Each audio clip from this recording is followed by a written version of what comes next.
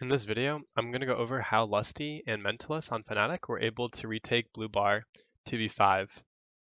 So for starters, we have a Mai with just an insane pre-fire on this player in Cool Vibes, Harry Potter. Zofia is not playing out of position necessarily.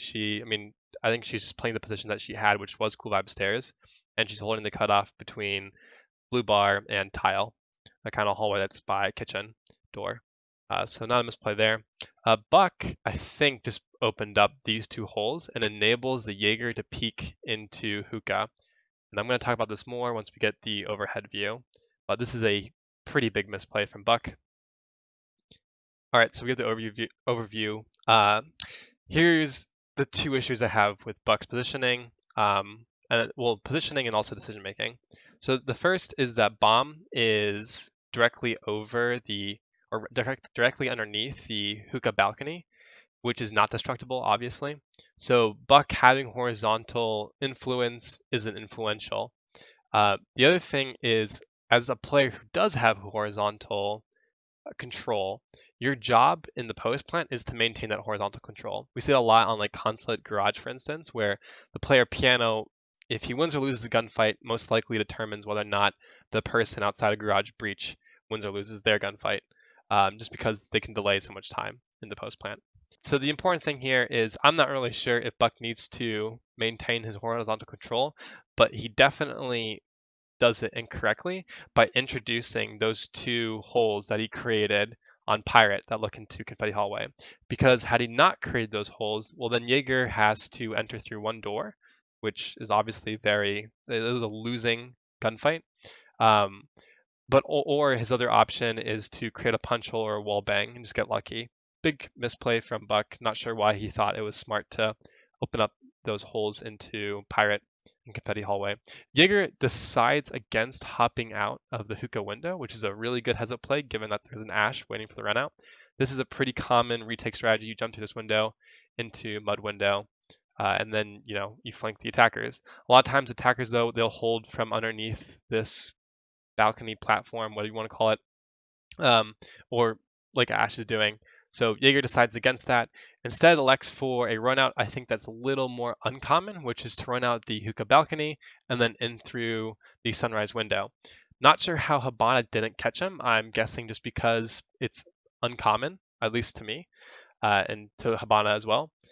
But the important thing is when Jaeger does this run out, or not run out, but really rotation, he regroups the defenders. Now they're in a 2v3, right? So now they can retake from the position of Sunrise. So let's let that play out. Let's also note the positions of the attackers. So we have Ashe, Twitch is in mud, and then Hibana's outside. Given where the diffuser's planted and the attacker positions, the defenders in this situation, they need to initiate, right? Like the attackers have no reason to push. So the defenders have to do one of two things. They either need to run out and get lucky, or they need to start diffusing and cause the attackers to peek in an ill-advised manner. But still, 2v3 with one player diffusing shouldn't be winnable. Now, let's quickly touch on the topic of defender utility. Well, actually, first, let's hit on Twitch, who decides to go for a peek here. Not really sure why she feels the need to. If she just waits for all three attackers to push from Mud Window and Sunrise Window, then the attackers definitely win. But for whatever reason, maybe she heard some movement. I never saw Mai diffusing through that sequence.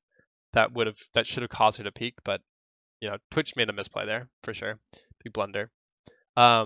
There's the other topic of the defender utility that exists on the board right now. So we have a mute jammer on the Sunrise and Mud wall, which means that Hibana can't create a breach here, and that breach would normally be opened up to stop defuse easily from the safety of outside. It's pretty significant. The other thing is the shield. The shield can't be removed because Ashe has already used all her utility, and Zofia died without using any of hers. Not the fault of Zofia by any means, or Ashe.